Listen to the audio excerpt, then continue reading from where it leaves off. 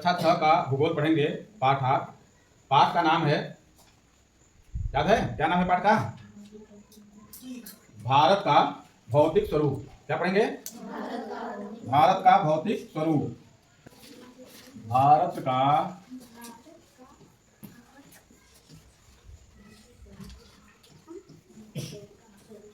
भौतिक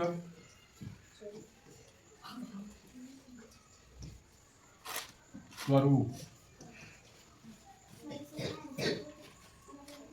भारत का भौतिक स्वरूप, ये हमारे पाठ का नाम है, भारत का भौतिक स्वरूप।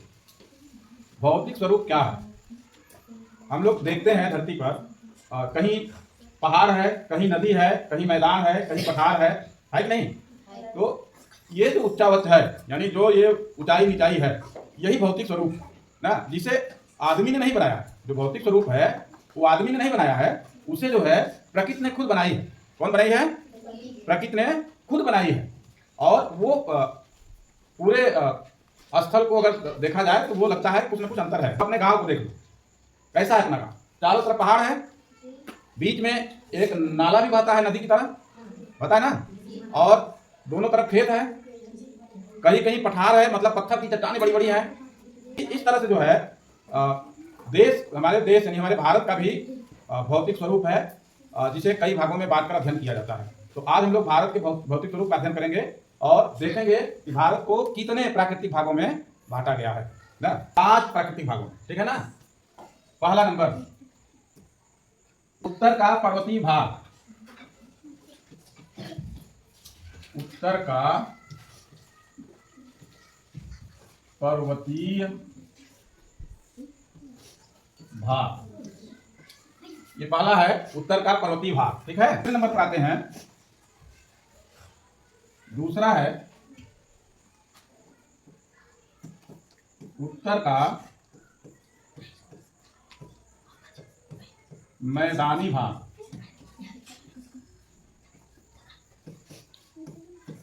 उत्तर का मैदानी भाग। तीसरा नंबर है, तीसरे नंबर को नोट कीजिए,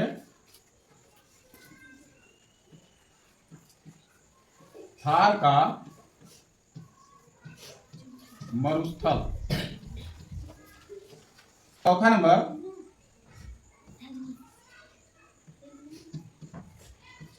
दक्षिण का पठारी भाग।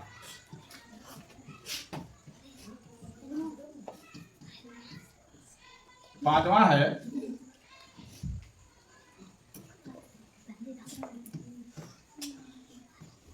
समुद्र तटीय मैदान एवं द्वीप समूह। समुद्र तटीय मैदान एवं द्वीप समूह। भारत का भौतिक स्वरूप, भारत के भौतिक स्वरूप को हम 5 भागों में बांटते हैं। ये है, पहला उत्तर का पर्वतीय भाग, दूसरा उत्तर का मैदानी भाग, तीसरा थार का मरुस्थल, चौथा दक्षिण का पठारी भाग, पांचवा समुद्र तटीय मैदान एवं द्वीप समूह। इसे हम नक्शे पर भी देखकर समझ सकते हैं।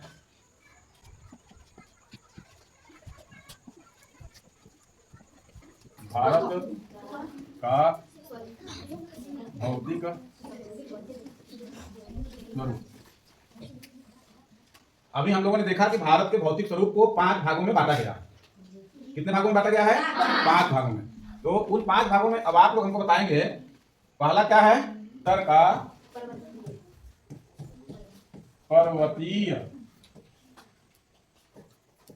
भाग, ठीक। दूसरा हमने क्या बताया? उत्तर का, दूसरा है उत्तर का मैदानी भाग, ठीक है। तीसरा हमने क्या बताया?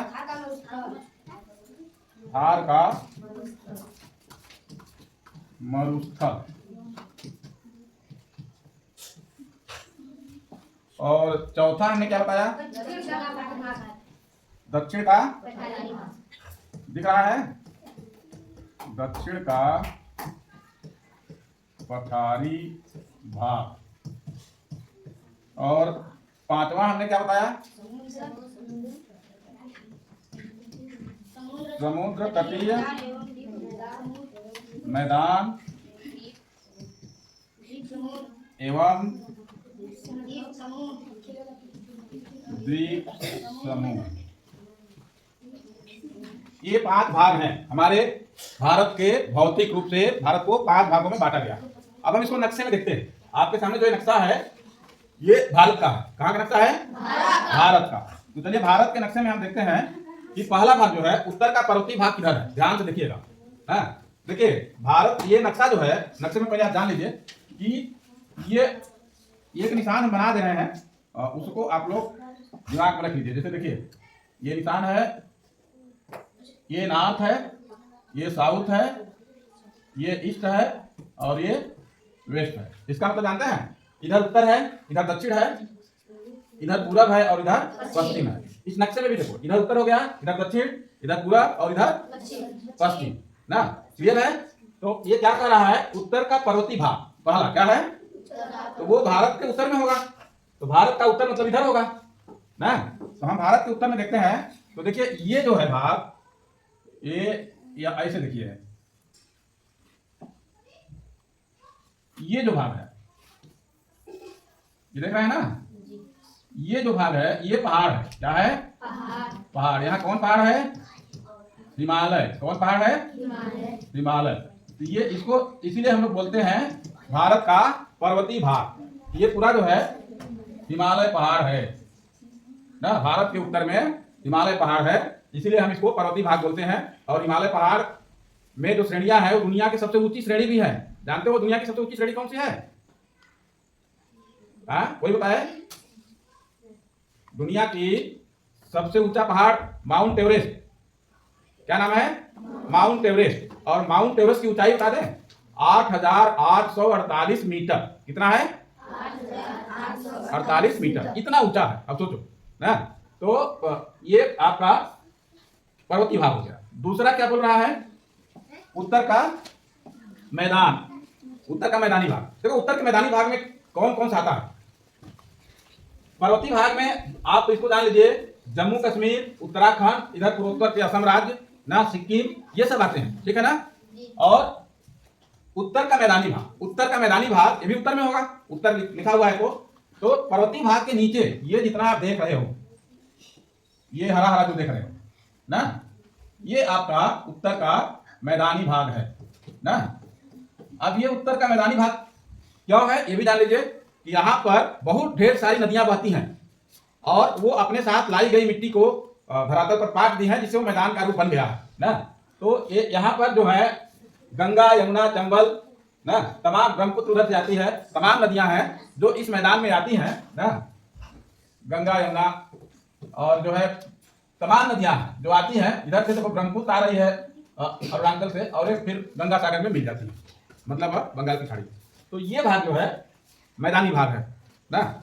और अब आते हैं हम तीसरे नंबर पर, थार का मरुस्थल। क्या है? थार का मरुस्थल। तो हमारे देश में एक मरुस्थल भी है। मरुस्थल का मतलब जहां मिट्टी नहीं है, पत्थर भी नहीं है, पहाड़ भी नहीं है, नदी भी नहीं है ना। वो कौन सा भाग है? बालू वाला भाग है। वहां पर बालू ही बालू पाया जाता है। तो वो भाग जो है ये भाग है, राजस्थान में पाया जाता है। ठीक है ना। इसे महामरुस्थल भी बोलते हैं। क्या बोलते हैं? महामरुस्थल। ये इतने हैं, लेकिन यहाँ पे जाओगे तो इतना बालू है, इतना बालू है। अभी तुम लोग अगर देखे होगे सोन नदी में गर्मी में गए होगे तो बालू बालू कितना चलना पड़ता है, नहीं? तो यहाँ पे सैकड़ों मील बालू है। जाओगे तुम उसी खो जाओगे, लोग प्यासे मर जाते हैं, लौट नहीं पाते हैं। इतना इतना लंबा चौड़ा है, फिर भी भारत में है। महामरुस्थल, भारतीय महामरुस्थल के नाम से जाना जाता है। इसे थार का मरुस्थल कहते हैं। किस चीज का मरुस्थल कहते हैं? थार का। इसका नाम ही है थार का ना। इसके बाद हम आते हैं दक्षिण का पठारी भाग। अब ये दक्षिण आ गया। ये नक्शे में देखो, ये दक्षिण है ना। तो मतलब इसके नीचे जो आएगा वो दक्षिण होगा।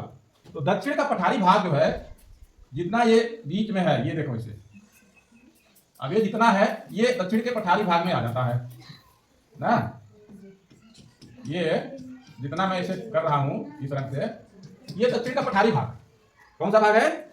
दक्षिण का पठारी भाग।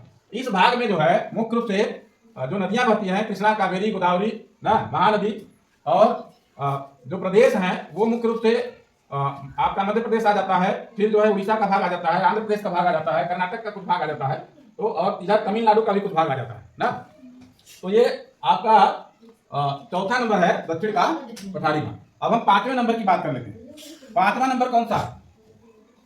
5वें नंबर का क्या नाम है? समुद्र तटीय मैदान ना, समुद्र तटीय मैदान और द्वीप समूह, यही नाम है ना।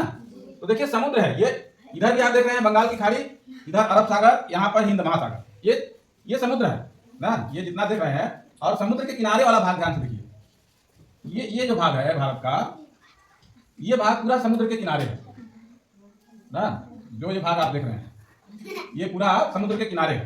तो इस भाग को हम जो है क्या बोलते हैं? समुद्र तटीय मैदान। ये तो जो है बिना बताए ही बदल गया, समुद्र तटीय मैदान। आप त्रिभुज पर मत जाओ, ऑटोमेटिक बन गया ना। हमारे देश में 2 द्वीप समूह है, पहला है लक्षद्वीप समूह, दूसरा है अंडमान निकोबार द्वीप समूह। देखो ये यहाँ पर ये लक्षद्वीप समूह है, ये देख रहे हो ना, छोटा छोटा है ना, ये लक्षद्वीप समूह है। और यहाँ पर देखो इतना छोटा छोटा ये है द्वीप, ये जो है अंडमान और निकोबार द्वीप समूह है ना। इस तरह से जो है हम भारत को 5 भागों में बांटते हैं। कितने भागों में बांटते हैं? 5 भागों में। कौन कौन सा है? पहला क्या है? उत्तर का पर्वतीय भाग, दूसरा क्या है? उत्तर का मैदान, तीसरा क्या है? थार का मरुस्थल, चौथा क्या है? दक्षिण का पठार, 5वां क्या है? समुद्र तटीय मैदान एवं द्वीप समूह। तो आपके पाठ में यही मुख्य बातें हैं और यही आपको याद करना है, और होमवर्क में भी आप यही नोट करके आएंगे, ठीक है।